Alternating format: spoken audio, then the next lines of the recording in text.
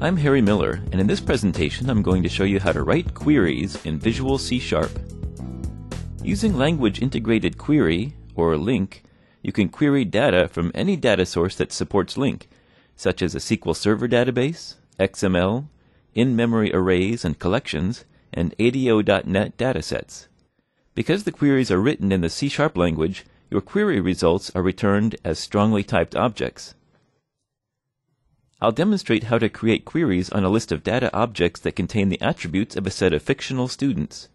The queries incorporate several new features of Visual C#, including auto-implemented properties, object initializers, and collection initializers. I'll start by creating a Visual C# console application. I'll click the File menu, go to New, Project, and then click Console Application. LINQ query operations consist of three actions: obtain the data source or sources, create the query, execute the query. I'm going to use a list of student objects as my data source. Each student object contains a first name, a last name, an ID, and a list of that student's test scores. First, I'll add the code that defines the student class and the student data to my project in the program class. The student class consists of auto-implemented properties. The list of student objects that is the data source is created by using a collection initializer. Following the pattern of the code here, I'll add another instance of the student class to the list. Using this syntax called object initializers, I can declare my object and initialize its values in one line of code.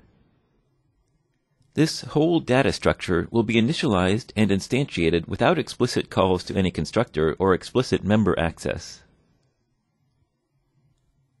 Now I'll create a simple query to produce a list of the students whose score on the first test was greater than 90.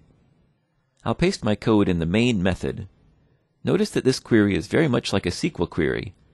There's a from statement, where statement, and select statement.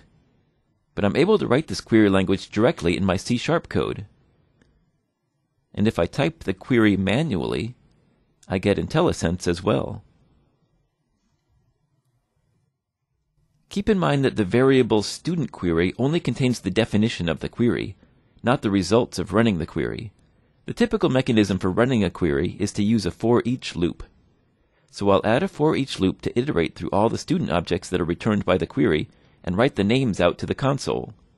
I'll also add console.readline so the console window stays open after the code runs. Now I'll run the application, and the console window displays the results. The results are listed in the order they appear in the data source.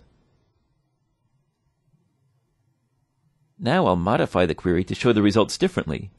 I'll add an order by clause between the where statement and the select statement of the query. This will order the results alphabetically based on the last name. I'll specify ascending order.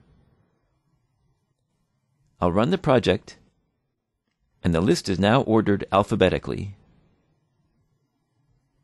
You can use many more query operators to make your queries specific. For examples of more complex queries, see the topic Walkthrough, Writing Queries in C#. You can get more information about developing Visual C# applications in the Visual C# help. You can find other resources such as technical articles, samples, blogs, and videos at the Visual C# Developer Center.